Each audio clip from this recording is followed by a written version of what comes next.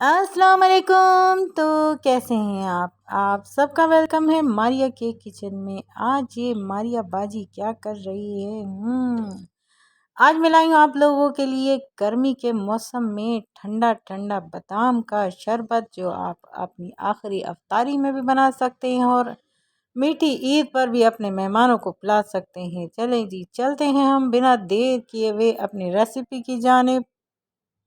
यहाँ मैंने 1 कप बादाम ले लिए थे, उन्हें 2 से 3 घंटे भिगो दिए थे, फिर इनकी स्किन उतार दी है। आप चाहें तो अपनी मर्ज़ी से जितने भी चाहें बादाम शामिल कर सकते हैं, चाहे पूरी बाज़ार ले आएँ बादाम की, या जितने भी चाहें शामिल कर सकते हैं। यहाँ मैंने ज़ैफ़रन के कुछ धागे दूध में भिगो के रख दिए थे, ये भी इसके साथ शामिल कर दूंगी, और मैं थोड़ा सा दूध और भी शामिल कर दूंगी, और इसे अब हम मिक्सी में पीस लेंगे ताकि ये अच्छे से फाइन पेस्ट बन जाए।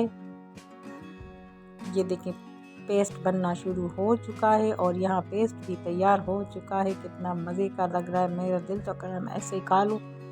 चले जी, यहाँ मैंने 1 किलो दूध ले लिया, 1 किलो दूध से थोड़ा ज़्यादा ही होगा। इसे हम सबसे पहले हल्का सा गर्म कर लेते हैं और साथ इसमें चीनी भी शामिल कर लेते हैं। चीनी आप अपने हिसाब से शामिल कीजिएगा, मैं बस इतनी ही शामिल करूँगी। यहाँ साथ ही साथ हम इसे मिक्स भी करते जाएंगे, पकाते भी जाएंगे, और जो है मीडियम टू लो फ्लेम पर मैं इसे पका रही हूँ। यहाँ उबाल भी आ चुका अच्छे से, और यहाँ मैंने 1 टीस्पून इलायची पाउडर शामिल कर लिया है। यहाँ से अब मिक्स करती रहूँगी और मीडियम टू लो फ्लेम पर इसे पकाती रहूँगी। साथ ही साथ में इसे जो है इसमें अब बादाम और ज़ैफ़रन का पेस्ट भी शामिल कर लूँगी और इसे अच्छे से मिक्स कर दूँगी। यहाँ मैंने बादाम ज़्यादा शामिल किए हैं, मैं दोबारा बता देती हूँ, आप जितने भी चाहें शामिल कर सकते हैं। 1 शामिल कीजिए, 2 शामिल कीजिए, या पूरी बोरी भर की शामिल कीजिए। यहाँ मैंने 1 कप बादाम लिए थे।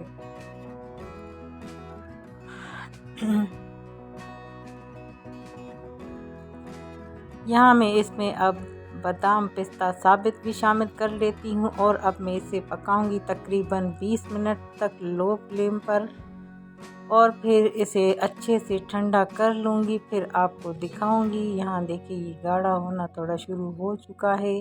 मैं इसे 20 मिनट पकाऊंगी, फिर इसे ठंडा करूँगी, फिर आपको दिखाती हूँ।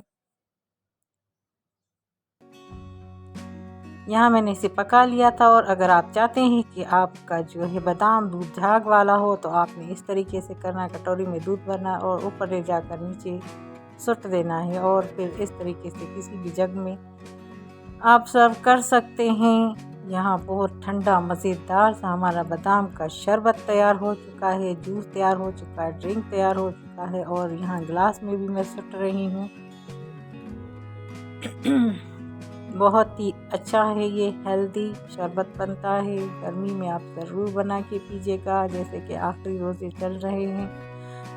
खैर से रमज़ान का महीना भी बहुत जल्द ख़त्म हो चुका, जिसे ख़त्म नहीं होना चाहिए था। आप अपनी आखिरी अफ्तारी में भी बनाएंगे, या ईद पर आपके मेहमान आए तो उन्हें बना के ठंडा ठंडा बादाम का शरबत पिलाइए। चले जी, अब मुझे दीजिएगा इजाज़त, और मुझे अपनी दुआओं में ज़रूर याद रखिएगा। मिलती हूँ मैं आपसे अपनी अगली रेसिपी में बहुत ही जल्द मारिया के किचन में। तब तक सबको मेरी तरफ से अल्लाह हाफ़िज़।